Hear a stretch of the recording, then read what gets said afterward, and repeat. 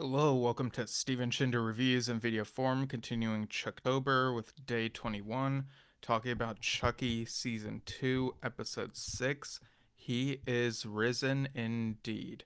Directed by Leslie Libman and written by Alex Delisle and Kim Garland, and aired November 9th, 2022.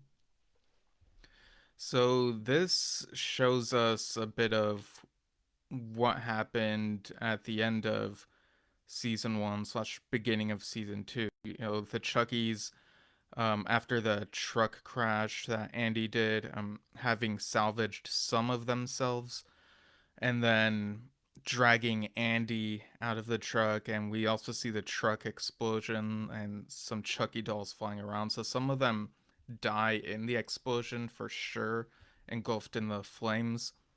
And we catch up to the present where Andy is captive in this cabin from the end of the previous episode and being tortured by this version of Chucky called the Colonel, who doesn't have hair. And Dr. Mixter, who is there still, says that Chucky Prime is on the way. And this refers to, well, first the Colonel says, Chucky Prime, that's absurd. And Dr. Mixter says, he was the first.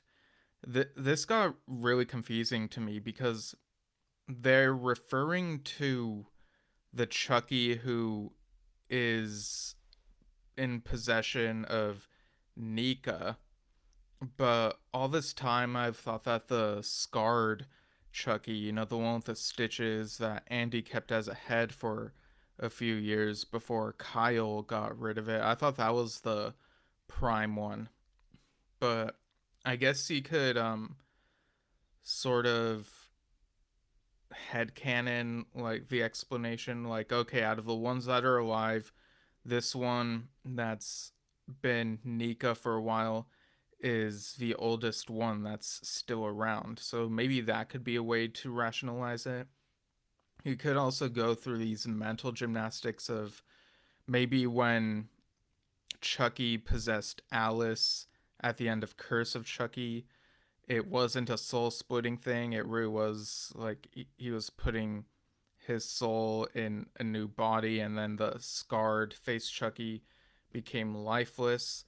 So then he would have been Alice for a while, which kind of brings into question how was the family situation there. I mean, Chucky did tell Glenda, yeah, I think it was Glenda, that their mother tried to keep Chucky away from the kids. So I kind of wonder if maybe Tiffany kept Alice, like when possessed by Chucky in that one of those separate rooms, or maybe in a different house, and somehow juggled between them. Like it wasn't like, oh, this is your an adopted sibling type thing, because Chucky would have tried talking to them, I'm sure. But yeah, there's a lot that's murky about that situation the more I think about it. Again, really frustrating that some of these gaps aren't filled. But anyway, going further with a train of thought, so Chucky Prime would be Alice, and then Alice, we know, gets killed by one of the people Chucky tries to kill as her. So I kind of wonder if this was another instance where, as she dies, he has a good guy doll as a backup, and transfers his soul into that, and that becomes Chucky Prime. But then he splits his soul and puts it into the scarred Chucky. Actually, the scarred Chucky went to Andy 6 months after the possession of Alice took place. I think she dies shortly before Cult of Chucky, 4 years after Curse.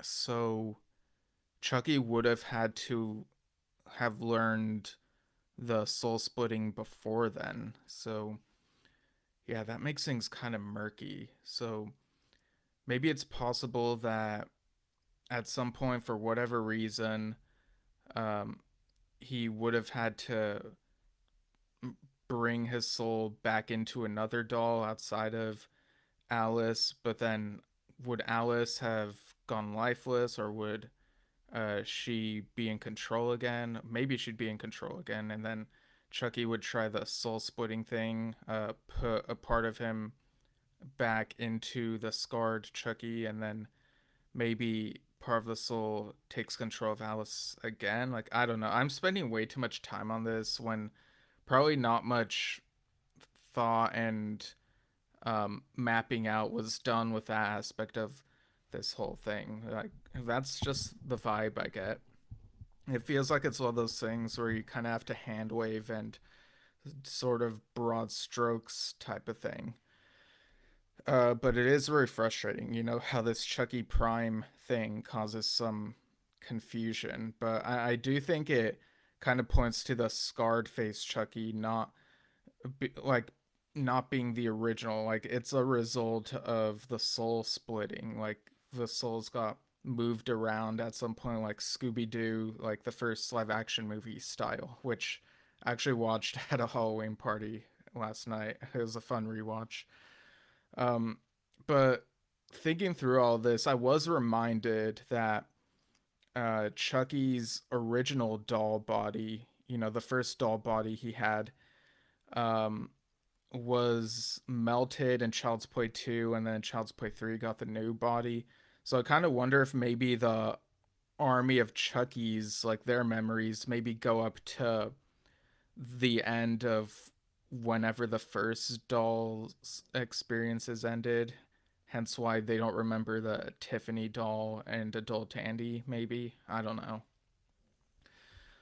But anyway, here in the cabin, Dr. Mixter and the Colonel do this exposition dump that cues Lexi and Devin, who are watching from outside the window, fills them in on some of the stuff that's been going on. And I really wonder, like, is it really that easy to hear through this window? And if so, how come Dr. Mixter and the Colonel do not hear Devin and Lexi talking? Like, even if they've lowered their voices. So there's a lot that's really questionable here. Um, but yeah, I also get the vibe throughout this episode. We hear about how Dr. Mixter knew Charlie, Charles Lee Ray, when he was 7 and 8, saying he was boring when she first met him at 7, and then she would keep talking to him at 8. So that would be around the time of his first murder, back in 65. And I do wonder if this episode is suggesting that Dr. Mixter might have might have encouraged young Charles Lee Ray to kill. And if that's the case, I don't really like that. I kind of liked the season 1 explanation of, oh, he's just like that. They don't go too much into it, but just the insinuation of it, if that is the intention, that she encouraged him to not be so boring and to go ahead and kill, like, I don't really like that. Yeah, the whole like Dr. Mixter and Chucky thing is really weird. But yeah, Devin and Lexi, they end up saving Andy once Chucky and Mixter are out of the place, and they bring Andy to, I should say that the Colonel has been carving some flesh out of Andy for the past year. And Andy has a lot of facial hair because he's been there for so long, and long hair. So he's brought to the church, and they try to say to Father Bryce, like, try to pass it off like it's like Andy is a man who just needs a place to stay, and it's their act of charity type thing. So that ends up happening. Andy is in a safe place for now. Kind of weird that they didn't fill him in on every detail, which, yeah, he doesn't learn about good Chucky until like toward the end of this episode. Jake and Devin, at some point in the episode they do talk a bit, so things seemingly do get a bit better with them. But it's like things are still not completely fine. And Sister Ruth still thinks that the buff Chucky is, the Lord risen again, hence the title, I guess. And again, it's one of those on the nose jokes that I feel is dragged on for too long. I like that she believes that this is her savior in the form of a doll. Um, and yeah, I just really do not like this idea. The Colonel does encounter the buff Chucky. There is friction, like in terms of who's in charge, but the Colonel ends up killing the buff Chucky with arsenic, which, again, that's what Glenda used in 2 episodes ago, and the Colonel even says it's a family recipe. So I did kind of like that fallback right there. But I guess I should also get back to what's going on with like the others. So Kyle, Nika, and Glenda are traveling along. They're in a hotel or a motel or something. We do see the text messaging again between Glenn and Glenda. I was a little confused about whether this is supposed to be while Glenn is the same morning that Glenn is texting Glenda in the previous episode, but we get a few pictures right after the messages, which made me wonder if this was like the next day or something, and they just had the same nightmare 2 nights in a row. So I'm a little confused about the timeline here, but yeah, pictures of the Glenn slash Glenda doll are sent to Glenda, and Glenn says, "Our birthday present from mom." We also find out that Kyle did get some injuries from the explosion. She lost an ear, so she has these glasses that have like a fake ear at the tip of the thing that would normally go over the ear. I don't know what that part of the glasses is called. But yeah, later when Chucky is, you know, the Nika Chucky tells Kyle, "You're not really my type anymore." I was wondering if he was saying that because of her injuries, because he's shallow, or if something else is being suggested. Like, some of this dialogue is really confusing. But yeah, Kyle does want to talk to Chucky, so they do like a little cut thing to summon Chucky so Kyle can ask him about Andy, while still trapped in Nika. And Chucky says that he killed Andy, but Kyle says she doesn't believe him. Um, and we do see them on the road a couple times throughout the episode, heading toward the school. So things are on a path to converge. My father Bryce is really confused about the multiple dolls that he keeps seeing, and Dr. Mixter says that the bald one is for therapy, and she can't disclose the reasons why the hair is missing. Um, but I do like that Father Bryce is getting more suspicious of some of the things going on. Um, let's see what else happens.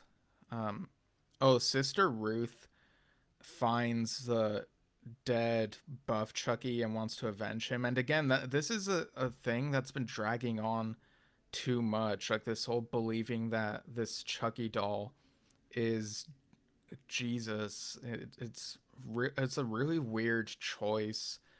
And yeah, it like I would have rather it just been a throwaway joke in that earlier episode rather than make it into a whole thing throughout the season. Um, but oh, I think the Colonel is revealed to have killed the other Chuckies that survived the crash. Um, like I think Andy says this, and I guess the Colonel really wants to be the only Chucky, like the I guess he wants to be Chucky Prime. I don't know. The trio plus Nadine get ready to face the Colonel. A good Chucky gives Lexi these pills. Like, I think these are supposed to be the same as like what she was taking before, that would drug her up. And this really should have been a red flag for her. Because, good Chucky says something to take off the edge because she's so nervous. But I think Lexi should have questioned this and been a little suspicious at least. And yeah, she doesn't take them as in like uses them, but she takes the bottle from him. The Colonel goes into the room, and before any fighting can go on, he spouts all these quotes like "Give me liberty" or "Give me death." Remember the Alamo, and then also Khan, from Star Trek 2. Lexi even wonders who Khan is. It's another one of those jokes like, oh, they'd be too young to have seen that movie or something. But then the Colonel falls forward and we see a pair of scissors in the back of his head. Kind of an easy slash anticlimactic death for him, to be honest. And as he's dying, he keeps repeating the words, the horror, and it crossfades with a shot of a helicopter. And I guess this is supposed to be a parody of Vietnam War flashbacks in movies or something. Uh, I didn't think it was funny. I thought it was stupid. Uh, yeah, I think in this episode there are jokes that feel a bit too dragged out in a couple places. So it's revealed that Andy used these scissors to kill him, and he sees good Chucky, and he's like, "What the heck is this?"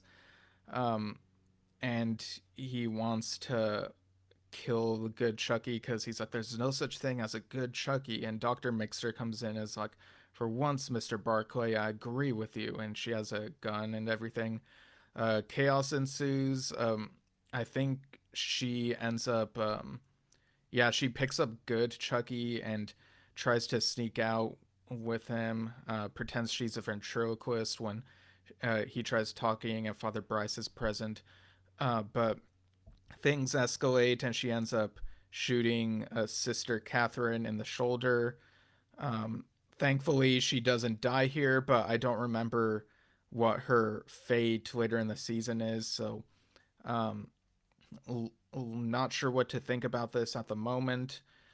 But yeah, good Chucky ends up breaking free and running away. Nadine runs after him, and uh, I think a couple people have like fallen on the stairs. Yeah, I watched it like just a bit ago this morning, but yeah, there's a lot that happened in this scene. But Chucky, good Chucky, I should say, goes to the top of this, I guess, tower, this spire thing, and he uh, is approached by Nadine, who says, like, as his godmother, she'll protect him. And he says, "My fairy godmother, you know what fairies can do." And she walks up to him and he says, "Fly," and pushes her through the glassless window, I guess. Like, and down she falls and is killed by the when she lands on the statue down below. And good Chucky says, "Defenestration, one of my favorite ways to kill," or something like that. And would it still be called defenestration if there's no glass involved? I was kind of wondering about that. But again, that's a word I did not know until Hannibal season 3, and there was glass involved there. And yeah, I keep coming back to Hannibal again because Don Mancini was on a couple episodes of that. But yeah, Nadine's death, super frustrating. It could have been easily avoided. Lexi could have tipped off that something's not right with a good Chucky. I guess we could play it off as him being naive and giving her the pills or whatever those things are, um, but yeah, I feel like Nadine should have been more cautious, and Jake. I wish Jake had been more urgent in telling her to be cautious, and she was just too nice for this world, I guess. And I really did not like that they killed off Nadine here. There were aspects of this episode I was kind of enjoying, but then the score kept plummeting, much like Nadine did when she was pushed out. So I think in the end, I came off rating this 5 out of 10, even. So perhaps maybe a little worse than the previous episode. Um, yeah, to me, this is the worst episode so far. Like, there are just so many things that are frustrating, and which I guess I don't need to repeat. If you've watched this whole episode review, but yeah, I don't know. Again, there this is an uneven season, as I've been saying, and it's probably sounding repetitive with me saying all of that. Um, so I'll be back tomorrow talking about the next episode titled "Going to the Chapel." And until next time, thanks for tuning in to Steven Shinder Reviews in video form for Chucktober. See you all soon.